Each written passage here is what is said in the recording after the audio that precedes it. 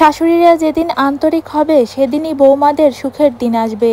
শাশুড়ি বৌমা সম্পর্ক নিয়ে সমাজে হাজারো গল্প প্রচলিত আছে। বেশিরভাগ ক্ষেত্রেই এই সম্পর্কের মধ্যে টানাপোড়েন, অভিমান, মনোমালিন্য এবং মানসিক দূরত্ব দেখা যায়। অথচ এই দুই নারীর মধ্যেই পারিবারিক বন্ধনকে শক্তিশালী করার সবচেয়ে বড় শক্তি লুকিয়ে থাকে। একজন নারী যখন বিয়ে করে নতুন সংসারে প্রবেশ করে তখন তার সামনে এক নতুন জগতের দরজা খুলে যায়। এ জগৎ শুধু ভালোবাসা আর আনন্দের নয়, বরং এখানে তাকে মানিয়ে নেওয়ার কঠিন পরীক্ষার সম্মুখীন হতে হয়। নতুন মানুষ, নতুন নিয়মকানুন এবং সর্বোপরি নতুন পরিবেশের সঙ্গে খাপ খাওয়ানো, এই সব কিছুর মধ্যে সবচেয়ে গুরুত্বপূর্ণ ভূমিকা রাখেন শাশুড়ি। কারণ তিনিই হচ্ছেন সেই ব্যক্তি যিনি চাইলে বৌমার জন্য নতুন পরিবেশটাকে সহজ ও আপন করে তুলতে পারেন, আবার চাইলে তাকে কঠিন পরিস্থিতির মধ্যেও ঠেলে দিতে পারেন। অনেক শাশুড়ি তো এটাও মনে করেন ছেলের প্রতি তার ভালোবাসা যেন বৌমার কারণে কমে যাচ্ছে, তাই তিনি অবচেতনে প্রতিদ্বন্দ্বী মনোভাব পোষণ করেন। কিন্তু এই চিন্তা পুরোপুরি ভুল। বাস্তবে ছেলের জীবনসঙ্গিনী আসার পর তার প্রতি ভালোবাসা ও দায়িত্ব আরও বেড়ে যায়, কারণ তখন সে কেবল একজন সন্তানই নয়, একজন স্বামীও বটে। যদি শাশুড়ি তার বৌমাকে নিজের মেয়ে মনে করেন, তার প্রতি আন্তরিক ভালোবাসা দেখান, তাহলে সম্পর্কের মধ্যে যে দূরত্ব, যে শীতলতা তৈরি হয় তা দূর হয়ে যায়। অনেক সময় দেখা যায় সংসারের মধ্যে ছোট ছোট বিষয় নিয়ে তিক্ততা সৃষ্টি হয়, যেমন রান্নার ধরন, পোশাক পরার ধরন, সংসার সামলানোর কৌশল। এসব নিয়েও অনেক শাশুড়ি বৌমাকে নিয়ন্ত্রণ করতে চান, কিন্তু তিনি যদি একটু ধৈর্য ধরেন, বৌমার দৃষ্টিভঙ্গি বোঝার চেষ্টা করেন, তার স্বাধীনতাকে সম্মান করেন, তাহলে দুজনের মধ্যকার সম্পর্ক আরও সুন্দর হয়ে উঠবে।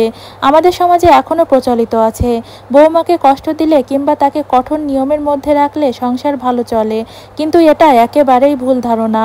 বাস্তবে শাশুড়িরা যদি আন্তরিক হন, বৌমাকে বোঝেন, তার প্রতি যত্নশীল হন, তাহলে বৌমাও তাকে শাশুড়ি নয় বরং মায়ের জায়গায় বসাবে। অনেক সময় বৌমারাও প্রথম থেকে শাশুড়ির প্রতি এক প্রকার ভীতি নিয়ে সংসারে প্রবেশ করেন। তাদের ধারণা শাশুড়ি হয়তো তাকে সহজভাবে নেবেন না, কিংবা তাকে শুধুমাত্র কাজের মানুষ হিসেবেই দেখবেন। এই শঙ্কা দূর করার দায়িত্ব শাশুড়ির ওপরেই বর্তায়। যদি তিনি প্রথম দিন থেকেই বৌমার প্রতি আন্তরিক হন, তাকে নতুন পরিবেশের অংশ হিসেবে গ্রহণ করেন, তবে বৌমার মনে কোনো ভয় বা দ্বিধা থাকবে না। বৌমা সুখে থাকলে সংসারও সুখে থাকবে, কারণ একজন সুখী নারীই পারেন পরিবারের অন্যদের সুখী করতে। যখন বৌমা শান্তি ও ভালোবাসা পায়, তখন সে তার স্বামীকে বেশি ভালোবাসে, তার শ্বশুরবাড়ির সবাইকে নিজের পরিবারের মনে করে এবং আন্তরিকতার সঙ্গে সংসার সামলায়।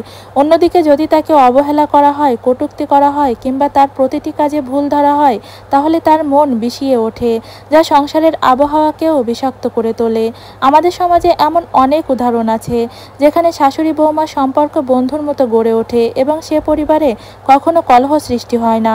সেসব পরিবারে শাশুড়ির আন্তরিকতা, ভালোবাসা ও বোঝাপড়ার মানসিকতা এতটাই প্রবল যে বৌমারাও তাকে নিজের মায়ের মতো শ্রদ্ধা করেন।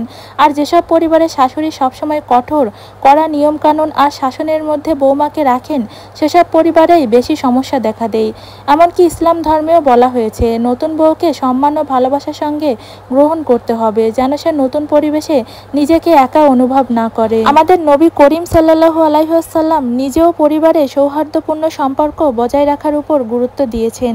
শুধুমাত্র শাশুড়ি যদি আন্তরিক হয়, তাহলে বৌমাদের জীবন সহজ হয়, সংসারে সুখের পরশ আসে। শুধু শাশুড়িই নয়, পরিবারের অন্যান্য সদস্যরাও যদি নতুন সদস্যকে ভালোবাসা ও আন্তরিকতার সঙ্গে গ্রহণ করে, তাহলে সেই পরিবার স্বর্গের মতো হয়ে ওঠে। আচ্ছা, এবার আপনারা যারা সম্পূর্ণ ভিডিওটা দেখলেন, এবার সব আপুরা কমেন্টে জানাবেন যে কার কার শাশুড়ি মায়ের মতো আর কার কার শাশুড়ি কার সাথে খারাপ ব্যবহার করে। অবশ্যই কমেন্টে জানাতে ভুলবেন না কিন্তু।